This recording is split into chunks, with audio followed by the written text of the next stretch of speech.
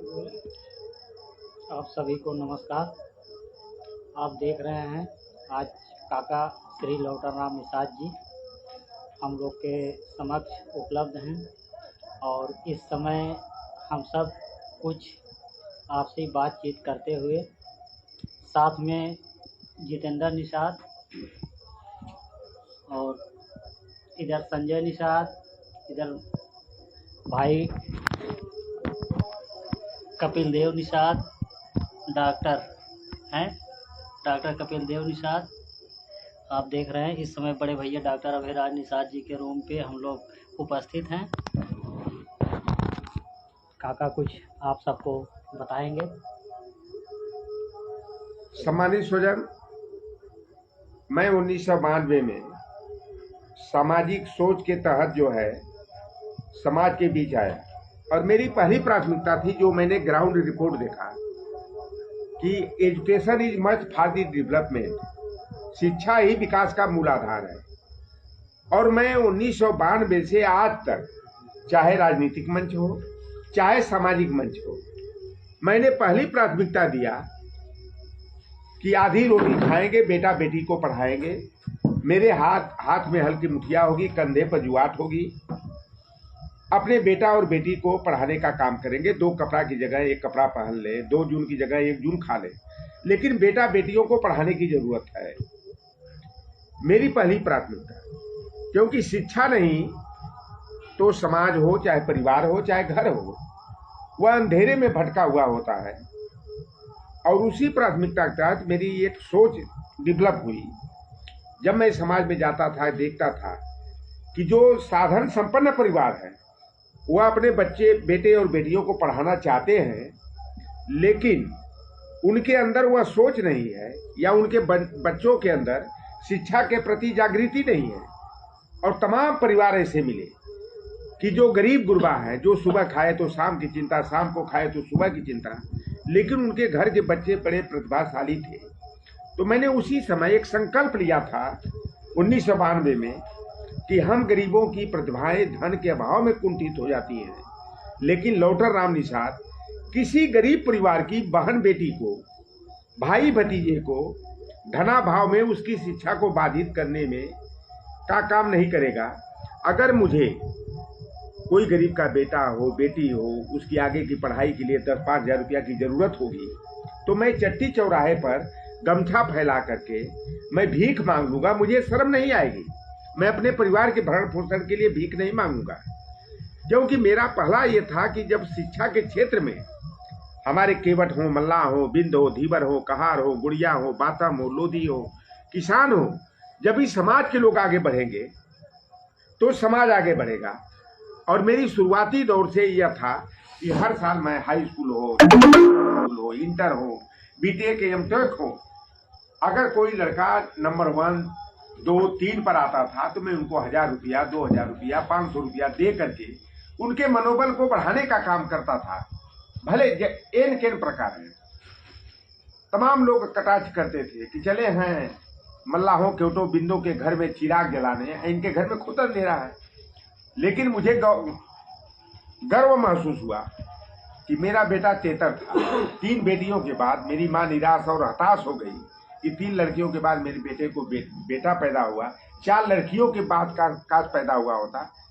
लेकिन मुझे बड़ी सुख की अनुभूति होती है कि जो आडंबर के खिलाफ, पाखंड के खिलाफ, धार्मिक अंधविश्वास के खिलाफ जो हमारे लोगों के अंदर मनोवैज्ञानिक तरीके से किया गया था, मेरा तेतर बेटा पहली बार प्लेसमेंट हुआ तो 1,65,000 पर विप्रो कंपनी में लखनऊ के राजकीय पॉलिटेक्निक कॉलेज को टॉप किया। तो पहली नौकरी मेरे घर में मिली। मेरी तीसरी नंबर की बेटी, पहली जो है कि मेरे गांव की पहली सरकारी नौकरी मिली तो मेरी बेटी को मिली। पहली मेरी बेटी, अगर कोई एक बेटी, बड़ी बेटी इंटर कॉलेज की पॉलिटिकल साइंस की लेक्चरर बनी तो वह मेरी बेटी बनी।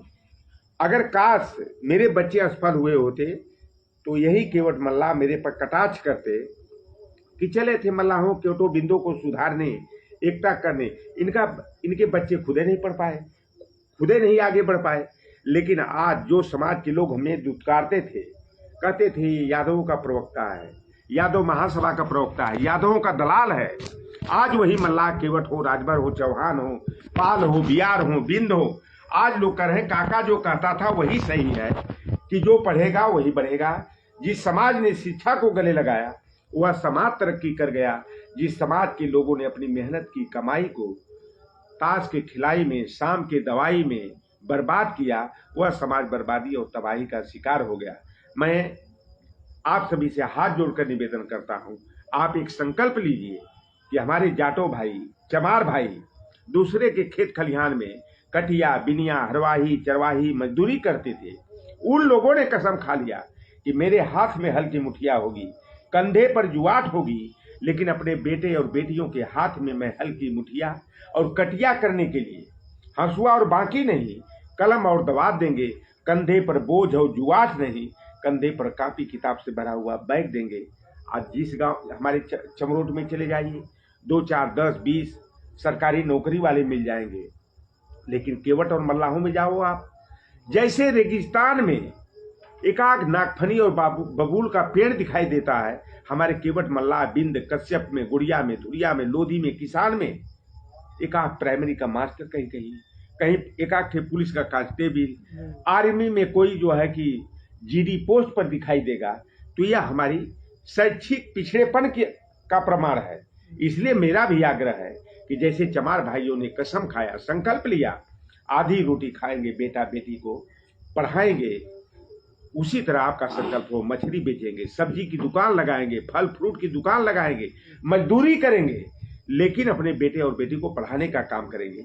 यादव और निषाद में मैं बचपन में देखता था, दयादी का रिश्ता था, भाई भवदी का रिश्ता था।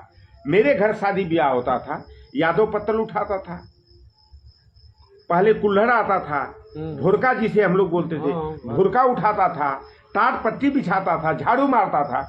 और यादव के घर शादी ब्याह मरनी करनी पड़ती थी तो निषाद, केवट, मल्लाह बिरादरी के लोग भी उसी तरह से अपना प्रायोजन समझ करके टाट पट्टी बिछाने का, झाड़ू पोछा करने का, पानी पिलाने का, खाना खिलाने का, सब्जी काटने का, पूड़ी बनाने का काम करते थे।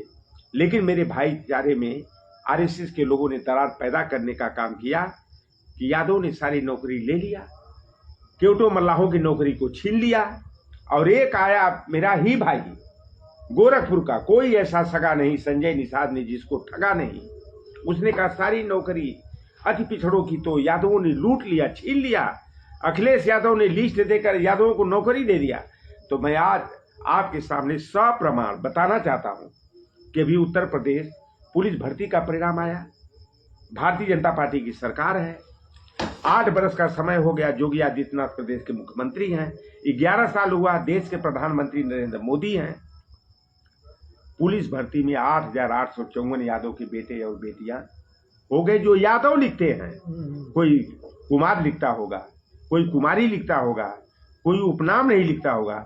हमको लगता है कि लगभग में 15,000 की संख्या में यादव समाज के लोग पुलिस में भर्ती हो गए। अभी 1009 पदों पर यूपीएससी का परिणाम आया। 101 यादव अब तक का रिकॉर्ड है कि पिछली बार तो 34 हुआ था। इस बार इतनी मेहनत किया कि 101 यादव के बेटे और बेटियों ने यूपीएससी को क्रैक किया। तो यादव समाज से सीखो कि यादव समाज प्रतिकूल समय को अनुकूल बनाता है, प्रतिकूलता के खिलाफ संघर्ष करते हुए अनुकूलता में परिवर्तित करता है। इसलिए यादव आपका दुश्मन नहीं, आपका विरोधी नहीं। यादव से कंपटीशन करो, ईर्ष्या न करो। यादव की नकल करके, चमार की नकल करके अपनी अकल खोलने का काम करो। जो पढ़ेगा वही बढ़ेगा। Education is must for the development, unity is must for the power. संगे शक्ति कलयुगे। कहा जाता है कि संग में ही शक्ति होती है, एकता में ही बल होता है। इसलिए ऐ मेरे निषाद समाज के लोगों, ऐ मेरे अति पिछड़े वर्ग के लोगों, आप एकजुट हो, जहां रहो संगठित रहो, अपने मान सम्मान के प्रति वफादार रहो, सजग रहो। और politics is must for the right. अधिकारों की प्राप्ति के लिए राजनीति में हमारी भागीदारी हो। जब हमारे समाज के लोग सांसद बनेंगे, विधायक बनेंगे, नहीं निचले स्तर पर भी हमारी भागीदारी हो कि हमारे लोग गांव के प्रधान बने, क्षेत्र पंचायत के सदस्य बने, जिला पंचायत के सदस्य बने, हमारा संख्या बल हो। जैसे जौनपुर एक जिला है, वहाँ शाहगंज एक विधानसभा है, वहाँ 18 हमारे गांव के प्रधान हैं, हमारे जो है 17 बीडीसी के मेंबर हैं। अगर 17 बीडीसी के मेंबर एकजुट होकर के अगर शाहगंज की, चाहे वो खुटहन ब्लॉक हो, चाहे सुईथा कला ब्लॉक हो, ऐसे जो ब्लॉक हैं वहाँ चाहे तो अपना ब्लॉक प्रमुख भी बना सकते हैं। लेकिन पहली आवश्यकता है कि हम अपने लोगों को जोड़ने का, सहेजने का, समेटने का, गले लगाने का और उनके स्वाभिमान को जागृत करने का काम करें। अगर ऐसा नहीं करेंगे, टांग खींचोगे। सबसे बुरी आदत मैं देखता हूँ अपने केवट मल्ला बिरादरी में कि जितना अपने दुख से दुखी नहीं होते हैं, उतने अपने भाई पड़ोसी के सुख को देखकर दुखी हो जाते हैं। अरे मेरे भाइयों, आप अपने भाई के सुख को देखकर कि कैसे वो परिवार सुखी हुआ, कैसे उसके पक्का का घर बना, उसकी नकल करो और अपनी मेहनत की कमाई को बचा करके फिजूल खर्ची में खर्च ना करके अच्छे काम में लगाओ, बेटा बेटी की पढ़ाई में लगाओ। निश्चित रूप से आपका भी घर बढ़ेगा, परिवार बढ़ेगा, परिवार बढ़ेगा तो गांव बढ़ेगा, गांव बढ़ेगा तो समाज बढ़ेगा। और एक दिन ऐसा आएगा कि जिस यादव बिरादरी के लोगों पर टिप्पणी की जाती थी कि 12 बजे बुद्धि के कर खुले ले, कहे अहिरे कर, ठेंगुना में बुद्धि के कर होले अहिरे कर, और आज यादव समाज की बुद्धि 24 घंटा खुली हुई है। इसलिए यादव समाज आपका दुश्मन नहीं, आपका बड़ा भाई है।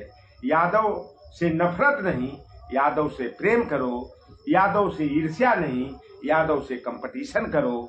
यादव का बेटा बनारस पढ़ता है, आप अपने बेटा बेटी को दिल्ली पढ़ाओ, इलाहाबाद पढ़ाओ, लखनऊ पढ़ाओ, कोई रोकता है क्या?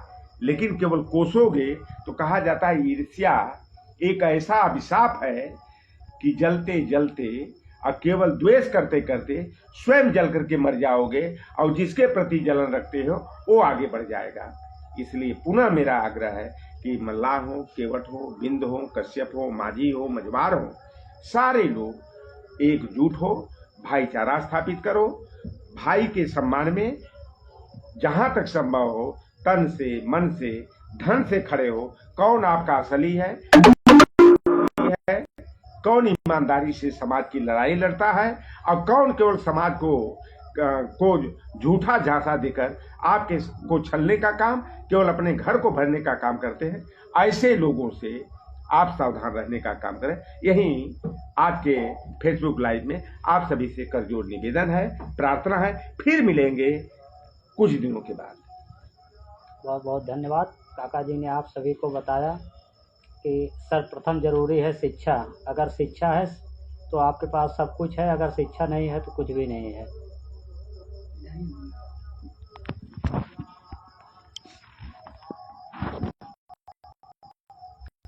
आप देख रहे हैं ये डॉक्टर कपिल देव निषाद, और इधर भाई जितेंद्र निषाद, इधर संजय निषाद, और भैया आपका नाम, इधर बड़े भाई तारा सिंह यादव जी। तो आप देख रहे हैं। तो आप सभी को लाइव से जुड़ने के लिए बहुत बहुत धन्यवाद। फिर किसी नए अध्याय के साथ हम लोग फिर आपसे मुलाकात होगी।